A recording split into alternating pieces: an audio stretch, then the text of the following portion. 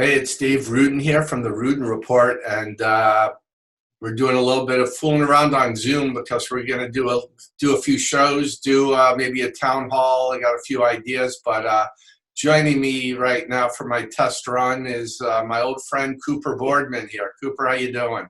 Excellent, Dave. How are you? I'm doing okay. I'm a little tired of being cooped up, no pun intended, but Aren't we all? but I'm doing okay. I'm used to being up here in my home office doing this. What about you, being home from Syracuse?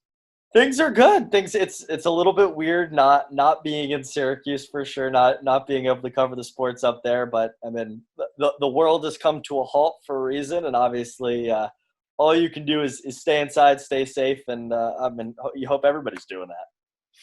What about let's catch everybody up with you just a little bit because everybody remembers you from your Staples days, and a little bit as you get older and busier, you have less time for me, which is fine. But what sports have you been broadcasting, and where are you now? And we can let everybody know what we hope you'll get to do this summer.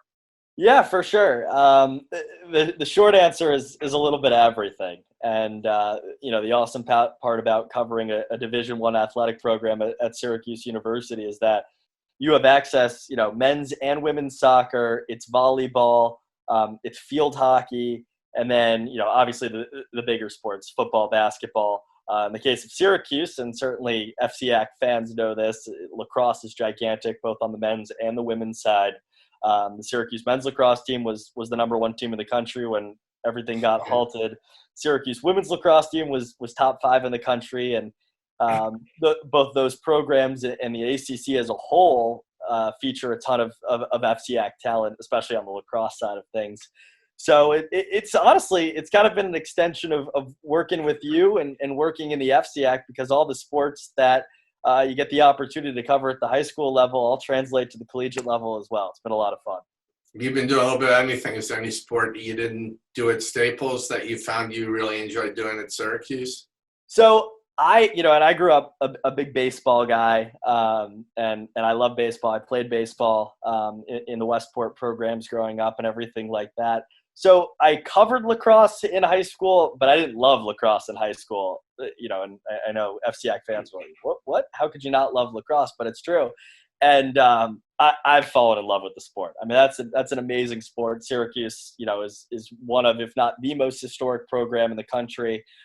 Peter Dearth, for some Yeah. Ridgefield fans would know that he's one of the best players in the country, and he's somebody that might be in the Premier Lacrosse League next year for sure. So, getting an opportunity to cover him, getting an opportunity to enjoy that game, it's been a lot of fun.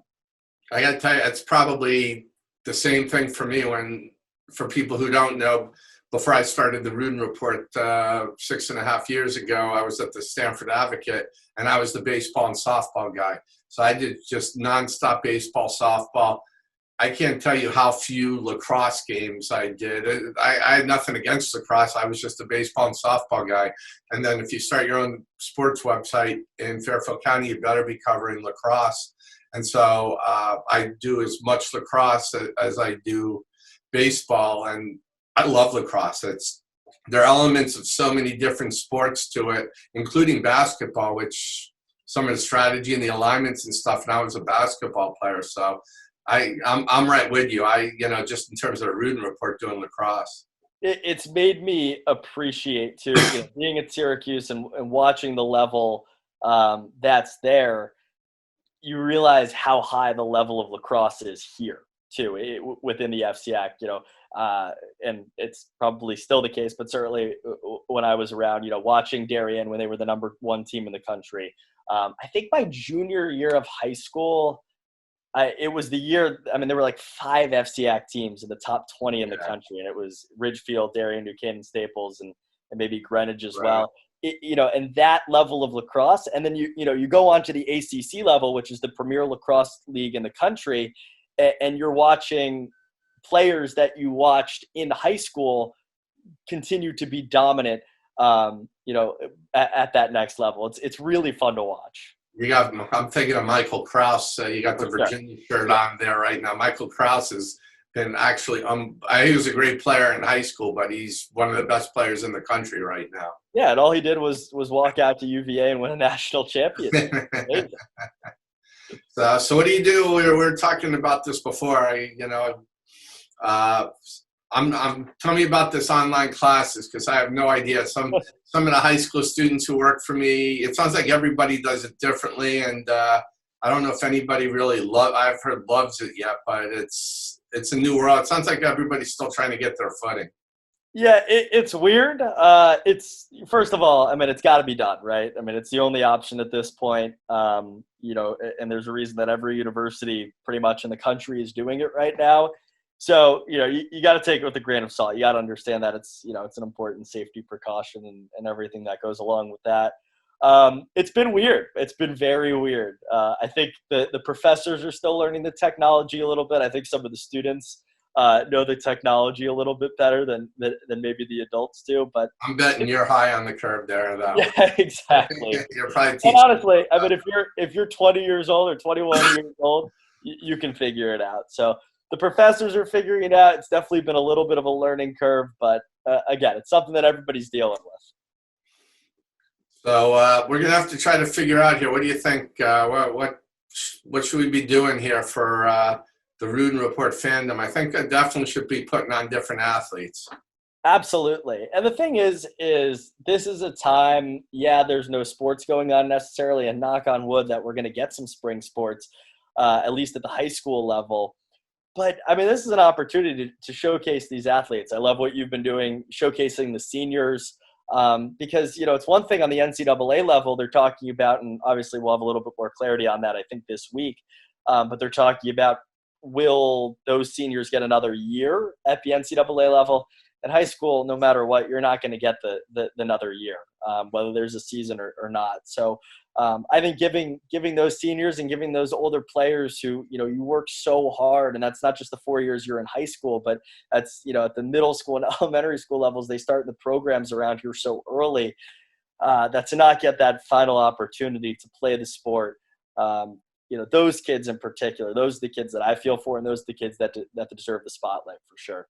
I can't even imagine just not having those last days of school with people you grew up with from, you're in some cases when you first started school, proms, a formal graduation, and that's not even taking sports and, little things that just everyday life, being with your friends and you're all about to scatter. It's just, I mean, this is horrible for everybody.